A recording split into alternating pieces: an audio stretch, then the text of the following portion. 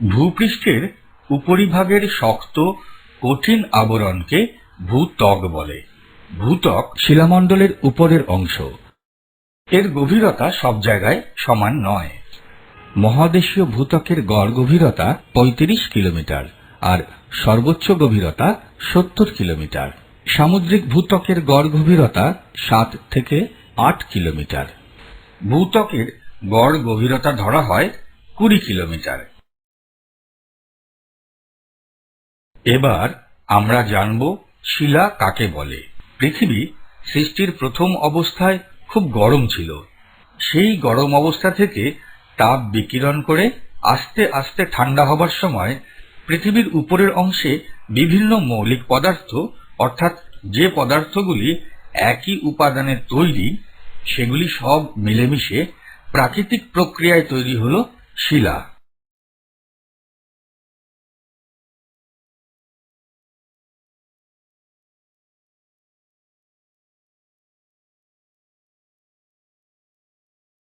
এখন আমাদের শিলার শ্রেণীবিভাগ সম্পর্কে বিস্তারিতভাবে জানতে হবে। উৎপত্তি অনুসারে শিলাকে ৩ ভাগে ভাগ করা হয়ে থাকে। যেমন আগ্নেয় শিলা, এর উদাহরণ হল গ্রানাইট, বাসল্ট প্রভৃতি। পাললিক শিলা, এর উদাহরণ হল বেলে পাথর, কাদা পাথর ইত্যাদি। রূপান্তরিত শিলা, এর উদাহরণ হল নিস, মার্বেল পাথর প্রভৃতি। প্রথমে আমরা জানব আগ্নেয় শিলা কাকে বলে। ম্যাগমা গরম অবস্থা থেকে তাপ বিকিরণ করে বা তাপ ছেড়ে দিয়ে ঠান্ডা হবার সময় ভূত্বক ও ভূত্বকের অভ্যন্তরের লাভার বিভিন্ন উপাদান জমাট বেঁধে কঠিন হয়ে যে শিলা তৈরি হয় তাকেই আগ্নেয় শিলা বলে। পৃথিবীর প্রাথমিক তরল উপাদান জমাট বেঁধে তৈরি হওয়া শিলাকে প্রাথমিক শিলা বলে। এখন আমরা জেনে নিই ম্যাগমা কাকে বলে। ভূ অভ্যন্তরে বিভিন্ন রকম উষ্ণ তরল খনিজ পদার্থ মিলে তৈরি হয় ম্যাগমা। এই ম্যাগমা কোনো ফাটল বা ছিদ্র পথ দিয়ে এসে ভূত্বকের নিচে বা ওপরে জমা হয়। প্রথম অবস্থায় এই ম্যাগমার মধ্যে থাকে বিভিন্ন গ্যাস ও জলীয় বাষ্প। কিন্তু যখন এই ম্যাগমা ফাটল বা ছিদ্রপথে ওপরে উঠে আসে, তখন সেই ম্যাগমা থেকে গ্যাস ও জলীয় বাষ্প বেরিয়ে যায়। তখন ওই ম্যাগমাকে বলে লাভা। উৎপত্তি অনুসারে আগ্নেয় শিলাকে কয়েকটি ভাগে ভাগ করা যায়, যথা ১ নিঃসারী শিলা ও ২ উদ্বেধী শিলা। ভূগর্ভের উত্তপ্ত গলিত পদার্থ বা লাভা আগ্নেয়গিরির মুখ দিয়ে বেরিয়ে এসে ভূপৃষ্ঠের উপর দিয়ে প্রবাহিত হবার সময় ঠান্ডা বাতাসের সংস্পর্শে এসে দ্রুত শীতল ও কঠিন হয়ে যে শিলার সৃষ্টি হয় তাকে নিঃসারী শিলা বলে। তাড়াতাড়ি শীতল হয়ে জমাট বাঁধার দরুন এই শিলার দানা খুব ছোট হয়। ব্যাসল্ট নিঃসারী শিলা। ভারতের ছোটনাগপুরের মালভূমিতে এই শিলা দেখা যায়। অনেক সময় ভূগর্ভের উত্তপ্ত গলিত পদার্থ ভূপৃষ্ঠে পৌঁছতে না পেরে ভূগর্ভের মধ্যেই বহু বছর ধরে ধীরে ধীরে শীতল ও কঠিন হয়। একে উদ্বেধী শিলা বলে। উদ্বেধী শিলা আবার ২ রকমের, যথা পাতালিক ও উপপাতালিক। উত্তপ্ত গলিত পদার্থ ভূগর্ভের অনেক নিচে বহু বছর ধরে অতি ধীরে ধীরে যখন শীতল, কেলাসিত ও কঠিন হয় তখন তাকে পাতালিক শিলা বলে। গ্রানাইট ও গ্রাব্র পাতালিক আগ্নেয় শিলার উদাহরণ। ভারতের দাক্ষিণাত্যের মালভূমিতে এই জাতীয় শিলা প্রচুর পরিমাণে পাওয়া যায়। অনেক সময় ভূত্বকে পৌঁছতে না পেরে ভূত্বকের ফাটলের মধ্যে উত্তপ্ত গলিত পদার্থ বা ম্যাগমা শীতল ও কঠিন হয়ে শিলায় পরিণত হয়। একে উপপাতালিক শিলা বলে। উপপাতালিক শিলা পাতালিক শিলার চেয়ে বেশি তাড়াতাড়ি কিন্তু নিঃসারী শিলার চেয়ে কম তাড়াতাড়ি ঠান্ডা হয়। ডোলেরাইট ও পরফাইরি এই শিলার উদাহরণ। রাসায়নিক গঠন অনুসারে আগ্নেয় শিলার শ্রেণীবিভাগ। আগ্নেয়শিলার বিভিন্ন রকম রাসায়নিক উপাদানের মধ্যে সিলিকা প্রধান। এছাড়া নানা রকম ক্ষারকীয় উপাদান যথা সোডিয়াম, ম্যাগনেসিয়াম, পটাশিয়াম, ক্যালসিয়াম, লোহা, অ্যালুমিনিয়াম প্রভৃতি থাকে। প্রধানত সিলিকার পরিমাণের উপর নির্ভর করে আগ্নেয়শিলাকে 4 ভাগে ভাগ করা যায়, যথা আম্লিক শিলা, ক্ষারকীয় শিলা, মধ্যবর্তী শিলা ও অতি ক্ষারকীয় শিলা। যেসব আগ্নেয়শিলায় সিলিকার পরিমাণ বেশি থাকে সেই সব শিলাকে আম্লিক শিলা বলা হয়। আম্লিক শিলার কিছুটা হালকা রঙের এবং এর আপেক্ষিক গুরুত্ব কম। এর উদাহরণ হল গ্রানাইট, অবসিডিয়ান, রায়োলাইট, গ্রানোপার প্রভৃতি। যেসব আগ্নেয়শিলায় সিলিকার পরিমাণ কম এবং ক্ষারকীয় অক্সাইড বেশি থাকে তাদের ক্ষারকীয় শিলা বলা হয়। ক্ষারকীয় শিলা সাধারণত ভারী ও গাঢ় রঙের হয়।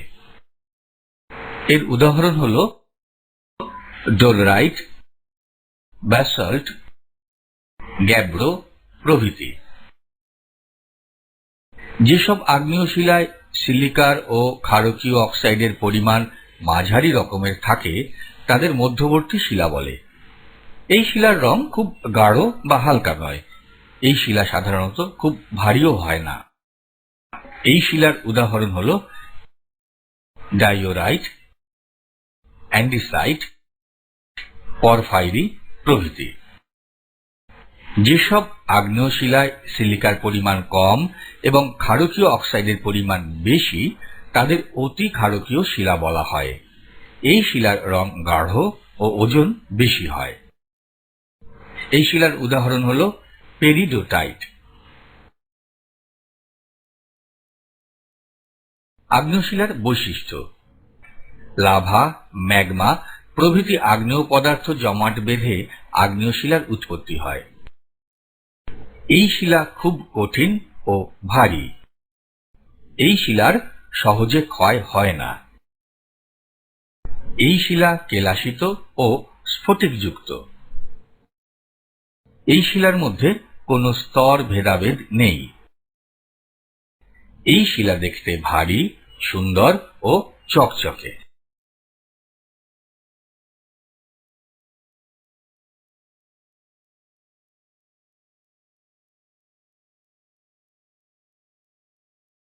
ল্যাটিন শব্দ সেডিমেন্টাম, যার অর্থ তলানি বা পলল, এর থেকেই বাংলায় পাললিক শিলা কথাটি এসেছে। ক্ষয়জাত পদার্থ পললের আকারে সঞ্চিত হয়ে ও জমাট বেঁধে যে শিলার উৎপত্তি হয় তাকে পাললিক শিলা বলে।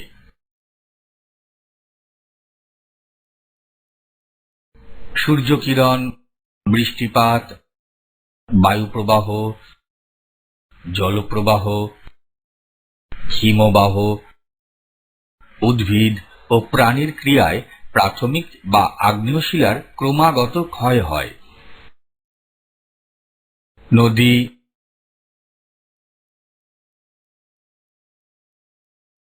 বাতাস, হিমবাহ ও সমুদ্র তরঙ্গ সেই ক্ষয়িত শিলাচূর্ণ এক জায়গা থেকে অন্য জায়গায় নিয়ে যায়। স্থানান্তরিত হওয়ার সময় শিলাখণ্ডগুলি চূর্ণ বিচূর্ণ হতে হতে সূক্ষ্ম থেকে সূক্ষ্মতর দানায় পরিণত হয় এবং হ্রদে বা সমুদ্রগর্ভে স্তরে স্তরে জমা হতে থাকে। এইভাবে জমা হওয়ার সময় নিচের স্তর উপরের স্তরের চাপে শক্ত হয়। এইভাবে যে শিলার সৃষ্টি হয় তাকে পাললিক শিলা বলে। স্তরে স্তরে সজ্জিত থাকে বলে একে স্তরীভূত শিলা বলা হয়। একটি স্তর অপর স্তর থেকে যে তল দ্বারা বিচ্ছিন্ন থাকে তাকে স্তরায়ন তল বলে। জীবাশ্ম: সমুদ্রগর্ভে স্তরে স্তরে শিলা গঠনের সময় কখনো কখনো সামুদ্রিক বা জলজ উদ্ভিদ ও প্রাণী পললের মধ্যে চাপা পড়ে এবং কালক্রমে নিজেরা পাথরে পরিণত হয়। এই রকম প্রস্তরীভূত প্রাণী ও উদ্ভিদ দেহ ও দেহের ছাপকে জীবাশ্ম বলে। আগ্নেয় শিলায় জীবাশ্ম থাকে না, কেবল পাললিক শিলাতেই জীবাশ্ম দেখা যায়। হিমালয় পর্বতে বহু জলজ প্রাণী ও উদ্ভিদের জীবাশ্ম পাওয়া গেছে। সেই সব জীবাশ্ম দেখে ভূবিজ্ঞানীরা স্থির করেন যে সমুদ্র গর্ভ থেকে হিমালয়ের উৎপত্তি হয়েছে। বেলে পাথর, কাদা পাথর, চুনা পাথর, কনগ্লোমারেট প্রভৃতি পাললিক শিলার উদাহরণ। এই সব শিলা হিমালয়ের বিভিন্ন শিলাস্তরে দেখা যায়। গঠন অনুসারে পাললিক শিলার শ্রেণীবিভাগ। সাধারণভাবে বা যান্ত্রিকভাবে গঠিত শিলা। নুড়ি, পাথর, বালি ও শিলাচূর্ণ সাধারণত সিলিকা, লোহা ও চুন জাতীয় পদার্থের সঙ্গে মিশে এই শ্রেণীর শিলায় গঠিত হয়। কনগ্লোমারেট ও শেল এই ধরনের শিলা। জৈব পদার্থের দ্বারা গঠিত শিলা। প্রাণী ও উদ্ভিদের দেহাবশেষ দ্বারা এই ধরনের শিলা গঠিত হয়। চুনা পাথর ও কয়লা এই জাতীয় শিলা। রাসায়নিক প্রক্রিয়ায় গঠিত শিলা। অনেক সময় বৃষ্টির জল বা নদীর জলে শিলা রাসায়নিক বিক্রিয়ায় দ্রবীভূত হয়। এই জাতীয় দ্রবণের জল বাষ্পীভূত হলে দ্রবণের অবশিষ্ট অংশ পলল রূপে থেকে যায় ও শিলায় পরিণত হয়। চুনাপাথর অঞ্চলে গুহার মধ্যে দ্রবীভূত চুনাপাথর স্তম্ভের আকারে বিরাজ করে। উদাহরণ হল ক্যালসাইট, বোরাক্স, সন্দব লবণ প্রভৃতি। পাললিক শিলার বৈশিষ্ট্য। 1. পাললিক শিলার মধ্যে স্তর থাকে। এই শিলায় স্তরভাগ সুস্পষ্টভাবে দেখা যায়। 2. এই শিলা আগ্নেয় শিলা বা রূপান্তরিত শিলার চেয়ে হালকা ও নরম। 3. শুধু পাললিক শিলার মধ্যে জীবাশ্ম দেখা যায়। 4. এই শিলা সহজে ক্ষয়ে যায়। 5. এই শিলা স্ফটিকযুক্ত নয় এবং দেখতে চকচকে সুন্দর হয় না।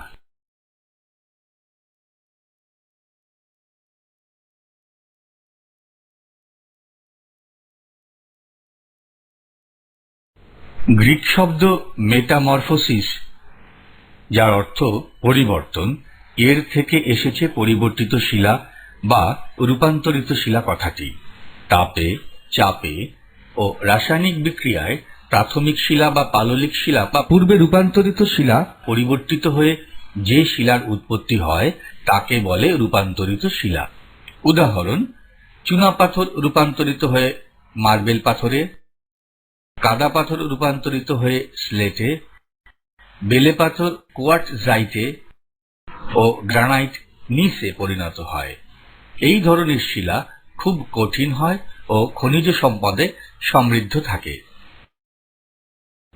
শিলাস্তরে ফাটলের মধ্যে উত্তপ্ত ম্যাগমা প্রবেশ করলে স্থানীয় অঞ্চল জুড়ে শিলার যে পরিবর্তন ঘটে তাকে স্থানীয় রূপান্তর বলে। অত্যধিক চাপের প্রভাবে বিস্তীর্ণ অঞ্চল জুড়ে যে রূপান্তর ঘটে তাকে আঞ্চলিক রূপান্তর বলা হয়। রূপান্তরিত শিলার বৈশিষ্ট্য। রূপান্তরিত শিলা খুব কঠিন ও স্ফটিকযুক্ত। পাললিক শিলা রূপান্তরিত শিলায় পরিণত হলে আগের তুলনায় যথেষ্ট কঠিন হয়। রূপান্তরের ফলে শিলার খনিজগুলির পুনর্বিন্যাস ঘটে ও খনিজগুলি এক এক দিকে চলে যায়। এর ফলে খনিজ সম্পদ সংগ্রহের সুবিধা হয়। এই শিলা কঠিন ও ভারী। পাললিক শিলার মতো এই শিলার সহজে ক্ষয় হয় না। রূপান্তরিত শিলায় কোনো জীবাশ্ম থাকে না। তাপে ও চাপে পাললিক শিলার জীবাশ্ম নষ্ট হয়ে যায়। আগ্নেয় শিলা, পাললিক শিলা ও রূপান্তরিত শিলার বৈশিষ্ট্য ও পরস্পরের মধ্যে তুলনাগুলি লক্ষ্য করো।